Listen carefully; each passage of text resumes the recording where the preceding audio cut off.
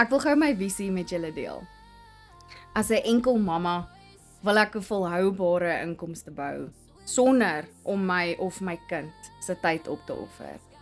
Om op die ingewing van die oomblik 'n wegbreek te kan reël sonder om te stres of al geld gaan wees. Om my skuld klaar te betaal en om myself en my kind vir 'n lekkerte te kan bederf. Julle, dit maak my opreg opgewonde. Nie oor die geld nie, oor vryheid, oor keuses, oor 'n toekoms wat ek self kan bou. Ek wil nie net vir myself nie, maar vir elke enkel mamma wys dat dit moontlik is om onafhanklik en suksesvol te wees. En ek weet, digitale bemarking is scary. Deesdae is ons so bang vir scams. Bang om die bietjie wat ons het in te sit, want wat as ons dit verloor?